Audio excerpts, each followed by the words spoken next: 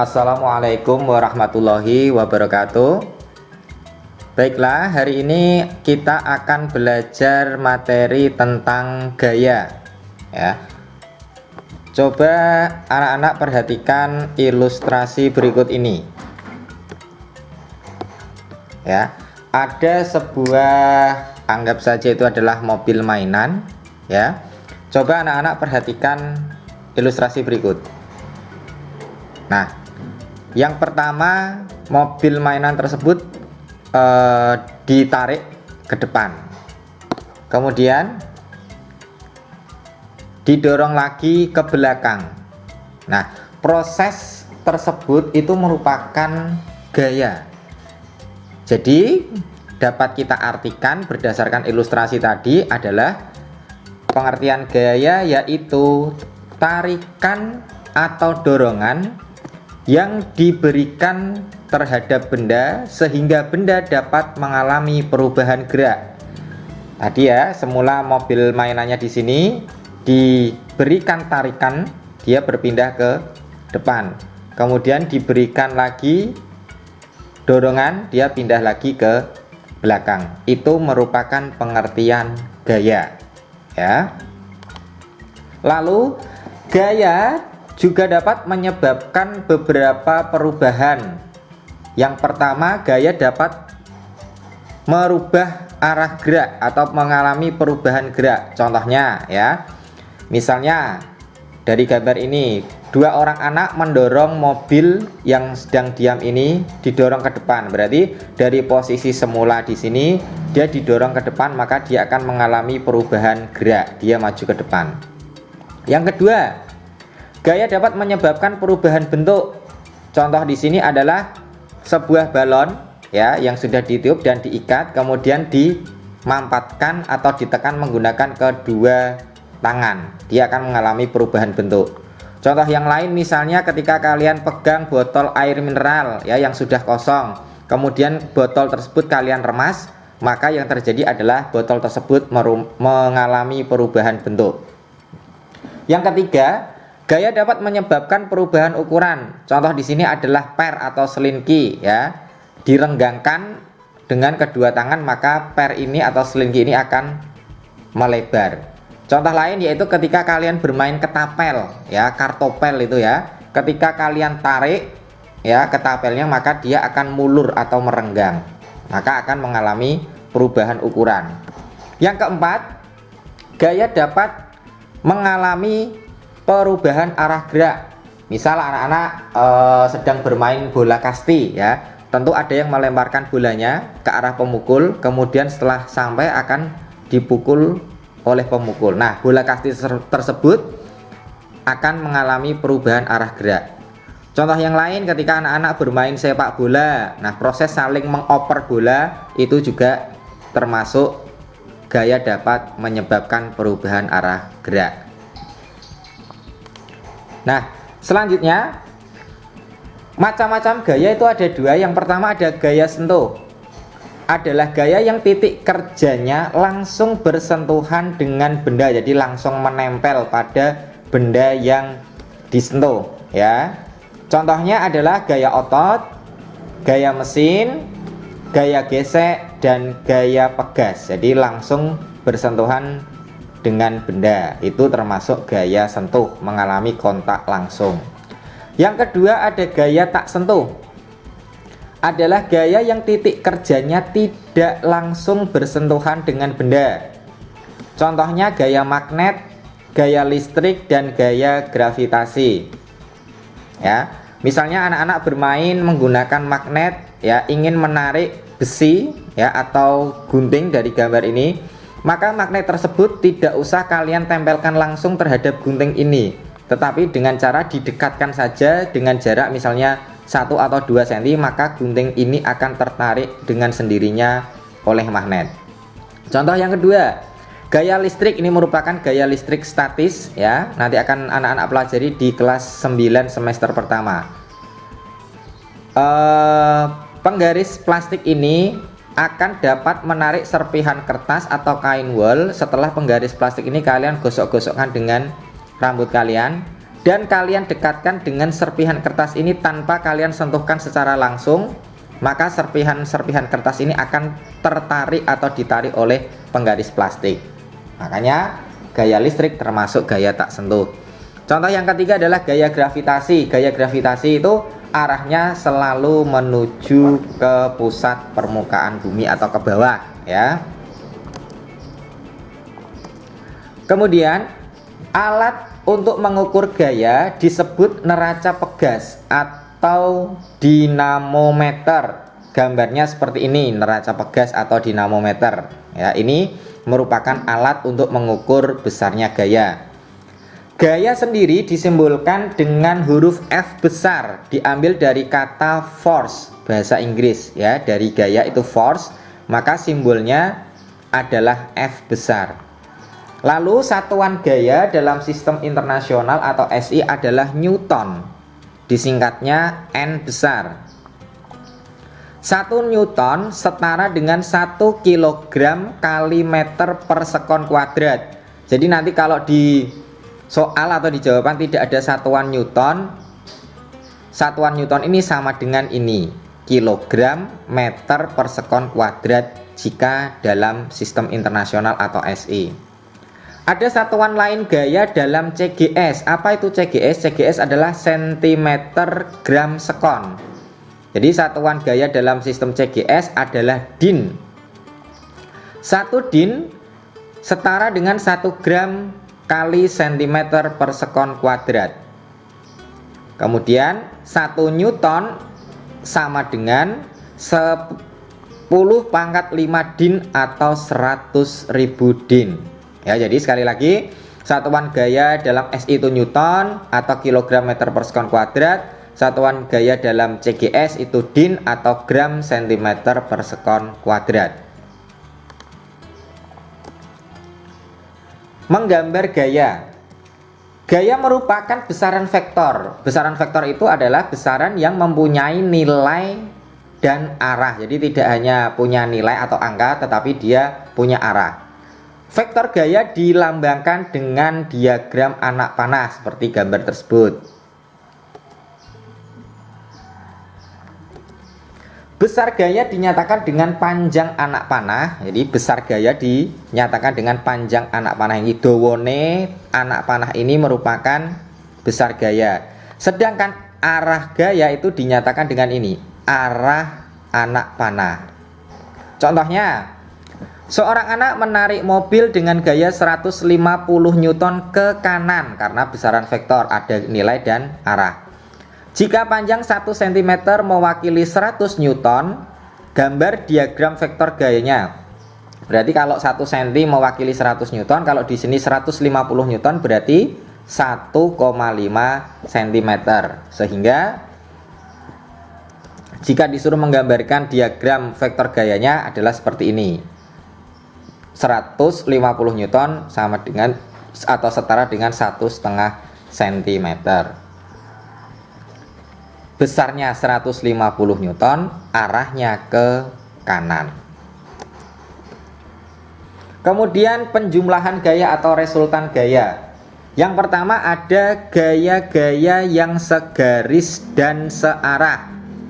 Maka kalau segaris dan searah seperti ini, misalnya gaya pertama ke kanan F1, ditambah lagi dengan gaya kedua sama dengan ke kanan arahnya, maka resultannya, gaya resultannya FR, R itu resultan ya, gaya resultan sama dengan F1 ditambah F2. Karena searah maka dijumlahkan atau ditambahkan. Ilustrasinya seperti ini, misalnya ada dua orang anak mendorong mobil. Nah, yang kedua adalah gaya yang segaris dan berlawanan arah, ya. Misal ketika bermain tarik tambang, yang satu arahnya ke kanan, yang satu arahnya ke kiri. Ya, kanan dan kiri otomatis dia berlawanan arah. Jika berlawanan arah, rumusnya menjadi FR atau gaya resultan sama dengan F1 dikurangi F2. Jadi diingat-ingat sekali lagi, kalau gayanya searah maka resultannya ditambah, Kalau gaya-gayanya berlawanan arah, maka resultannya dikurangi. Nah, contohnya gaya F1 15 Newton ke kanan, F2 20 Newton ke kiri, dan F3 10 Newton ke kiri. Jika gaya 10 Newton dilambangkan diagram vektor 1 cm atau 10 Newton ini diwakili oleh 1 cm, tentukan resultan dari gaya di atas dan gambar diagram resultannya. Ya. Ini F1 15 Newton berarti 1,5 cm. Nah, ini dia sebagai F1 ke kanan 15 Newton. Kemudian F2 20 Newton berarti sepanjang 2 cm ke arah kiri sebagai F2. Kemudian F3 10 Newton ke kiri berarti sepanjang 1 cm arahnya ke kiri. Nah, berarti di sini ada dua arah gaya, F1 ke kanan, F2 dan F3 ke kiri. Maka resultannya adalah F1 dikurangi F2 ditambah F3. Kenapa? Karena ini searah F2 dengan F3, maka ditambah. Ya, sehingga 15 Newton dikurangi 30 Newton sama dengan negatif 15 Newton. Negatif di sini artinya menunjukkan arah. Karena yang ke kanan 15 Newton, yang ke kiri totalnya 30 Newton, otomatis akan menang yang ke kiri. Maka FR-nya adalah 15 Newton ke kiri.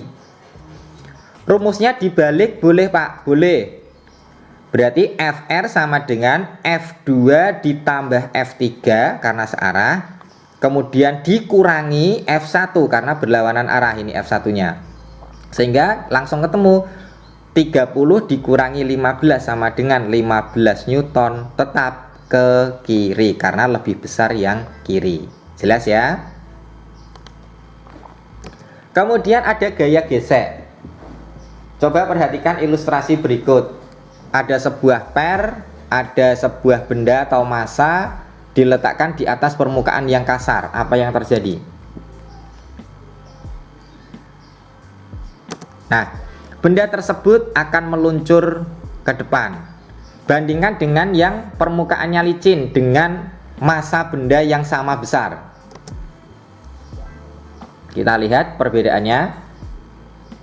Nah, benda tersebut melaju lebih jauh di permukaan yang licin. Kesimpulannya berarti semakin kasar permukaan yang bersentuhan, maka gaya geseknya semakin besar. Buktinya apa? Ini dengan massa yang sama besar ya, maka benda tersebut ternyata jarak meluncurnya jauh yang permukaannya licin dibandingkan yang kasar. Karena sekali lagi permukaan yang kasar mempunyai gaya gesek yang besar. Karena gaya gesek itu nanti akan menghambat gaya biasa ya. Kemudian perhatikan lagi ilustrasi berikut. Ada massa 1 kg di permukaan yang licin. Jaraknya ketika diluncurkan sekian. Bandingkan dengan ilustrasi yang bawah. Masanya sama 1 kilo, tetapi lihat permukaan benda tersebut atau permukaan benda yang kedua ini yang bawah lebih luas dibandingkan yang pertama ya. Kita lihat lajunya. Nah, ternyata ketika diluncurkan jaraknya lebih pendek daripada yang luas permukaan bendanya lebih kecil. Kesimpulannya berarti semakin luas permukaan yang bersentuhan dengan gaya gesek, maka semakin besar. Jadi ketika permukaannya ini luas yang bersentuhan ya, maka gaya geseknya juga semakin besar. Akibatnya apa? Dia melajunya pendek dibandingkan dengan benda yang atas atau yang pertama tadi ya. Nah, dapat disimpulkan gaya gesek yang terjadi akibat dari persinggungan dua permukaan benda. Arah gaya gesek selalu berlawanan dengan arah gerak benda. Misal benda bergerak ke kanan, maka gaya geseknya ke kiri, ya. Bersifat memperkecil kecepatan gerak benda, jelas ya, karena dia tadi menghambat, maka dia fungsinya memperkecil kecepatan gerak benda. Kemudian faktor yang mempengaruhi besar gaya gesek ada 3. Yang pertama, kekasaran permukaan yang bersinggungan, seperti ilustrasi yang di depan tadi. Yang kedua, luas permukaan yang bersinggungan. Yang ketiga adalah gaya normal. Contoh gaya gesek yang menguntungkan: jalan beraspal dibuat tidak terlalu halus sehingga kendaraan yang lewat tidak mudah tergelincir. Bayangkan kalau jalan aspal itu halus, kita lewat menggunakan sepeda atau sepeda motor, pasti kita akan tergelincir, ya. Yang kedua, adanya rem di kendaraan bermotor sehingga bisa menghentikan lajunya. Bayangkan kalau sepeda motor, sepeda, dan mobil tidak ada remnya, ketika kita sudah melaju dan di depan ada hambatan, kita akan menabrak benda yang ada di depan kita tanpa bisa mengurangi kecepatan, ya. Yang ketiga, ban kendaraan dibuat beralur agar tidak selip. Makanya perhatikan ban sepeda atau sepeda motor kalian itu pasti ada alurnya, geret-geretnya, tidak dibuat halus supaya ada gaya gesek antara ban dengan jalan sehingga saat kita naik kendaraan tidak terjatuh. Lalu contoh gaya gesek yang merugikan apa? Yang pertama, gesekan pada mesin dapat menyebabkan aus mesin. Yang kedua, gesekan antara angin dan kendaraan dapat menghambat gerak mobil. Yang ketiga, gaya gesek antara ban dan aspal lama-kelamaan akan membuat ban menjadi tipis. Kemudian ada gaya berat. Gaya berat adalah besaran gaya gravitasi yang bekerja pada benda. Hubungan antara massa dan berat yaitu semakin besar massa benda, maka semakin besar pula beratnya. Perbandingan antara berat benda dan massa benda cenderung tetap. Nah, ini yang perlu anak-anak garis bawahi, ya. Arah gaya berat itu selalu menuju pusat bumi, berarti selalu menuju ke bawah, ke pusat bumi. Kenapa? Karena ada hubungannya dengan gaya gravitasi. Sehingga gaya berat mempunyai rumus W sama dengan M kali G, di mana W itu berat, satuannya Newton, M massa, satuannya kilogram, G percepatan gravitasi, satuannya meter per sekon kuadrat. Perlu diingat-ingat juga ini, ya, massa benda dimanapun tempatnya itu sama nilainya. Yang berubah adalah beratnya. Contoh, massa batu di bumi 10 kg. Ketika batu tersebut dibawa ke planet Mars, maka massa benda atau massa batu tersebut tetap 10 kg. Yang berubah apanya? Beratnya. Kenapa berat bisa berubah? Karena dipengaruhi oleh gravitasi. Karena gravitasi di bumi dengan di planet Mars itu berbeda, sehingga nanti akan menghasilkan gaya berat yang berbeda pula. Nah, coba perhatikan ilustrasi berikut. Ada sebuah roket yang meluncur meninggalkan bumi. Semakin tinggi atau semakin jauh roket itu terbang ke luar angkasa, maka gaya beratnya semakin kecil. Ya. Nih, semakin jauh dari pusat bumi, maka berat benda semakin kecil. Kenapa? Karena semakin menjauhi dari pusat bumi, maka gaya gravitasinya semakin kecil. Otomatis akan mempengaruhi berat benda tersebut juga akan semakin kecil. Contoh soal yang pertama, Ali dan Amir sedang bermain tarik tambang. Ali memberikan gaya 180 Newton ke kiri, sedangkan Amir 360 Newton ke kanan. Resultan gaya pada peristiwa tersebut adalah, jadi F resultan sama dengan F Amir dikurangi F Ali.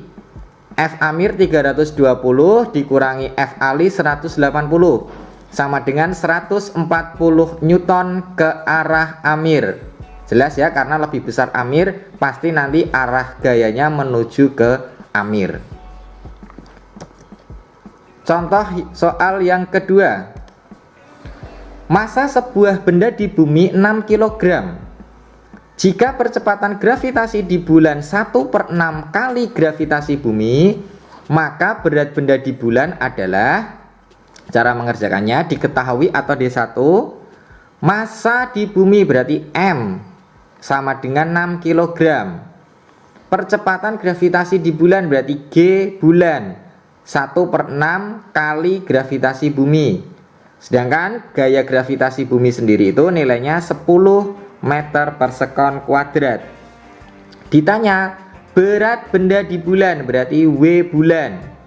D3 atau jawab, W bulan sama dengan massa kali G bulan. Kenapa di sini tidak ditulis massa bulan? Karena tadi ya, massa dimanapun tempatnya sama. Jadi massa benda di bumi dengan di bulan itu sama. Sehingga sama dengan 6 kali G bulan 1/6 kali gravitasi bumi 1/6 kali 10 sama dengan 6 kali 10/6 sama dengan 10 Newton. Kemudian ada dua tugas. Ini tugas yang pertama ya. Jika nanti videonya terlalu cepat, anak-anak pause dulu ya videonya untuk menulis tugas tersebut. Kemudian ini dilanjutkan tugas yang kedua. Oke, cukup jelas ya anak-anak. Jika nanti mengalami kesulitan, silahkan berdiskusi lewat WA grup kelas ya. Terima kasih, semoga sedikit materi ini bermanfaat. Sekian, wassalamualaikum warahmatullahi wabarakatuh.